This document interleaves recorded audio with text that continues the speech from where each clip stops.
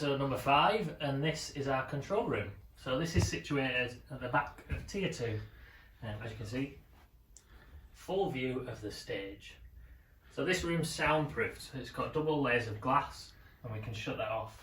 So if we're talking during a show, cueing lighting, operating certain things, we can be away and we can talk, and you, the audience, don't hear. So often what's controlled up here is lighting. So this is one of the lighting desks we've got in stock. For those of you who want to know, it's an ETC Ion. So that effectively programs and controls all the lighting that you see in a show. We've just got a little sound desk set up here. So this changes on a day-to-day basis depending on what shows we've got in. Sometimes companies bring lighting desks and sound desks in. These are just ones we've got in-house. And we've got a variety of things, but this is where often shows are controlled from. A lot of the time sound is controlled at the back of the stalls. So you might have come to a show here and seen someone sat at the back of the auditorium. Often they're controlling sound because they can hear things much better from there. So musicals are often mixed there, because in here, in a soundproof room, it's quite hard to hear. What's that big rack behind you, James? Oh, I just explained that, Brett.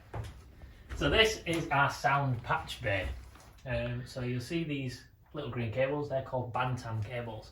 So for the people who might recognise that word, this is effectively how old phone systems work. So when you got patched through, that is someone removing that and patching it in there. So it uses the same technology. What we're patching is sound from one place in the theatre to another. So here I've got 16 tie lines, which are just sockets downstairs effectively. And I can patch number 2. I might say, oh, I want whatever's plugged in number 2 to go to somewhere upstage left, so I can patch that into upstage left.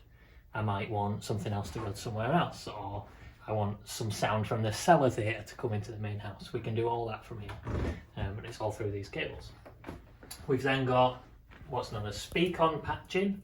So speak-on is this type of cable, and that allows us to plug in our speakers into different areas. It's really awkward twisty bit. So I might say I want one of these amplifiers down here. I want whatever signal I'm sending to there to come out at one side of the stage. I can patch that out of 1 amp like that, and I can patch it into a loudspeaker output around the theatre. We've then got these little boxes down here. It can get quite cable heavy, so that's why there's lots of cables everywhere.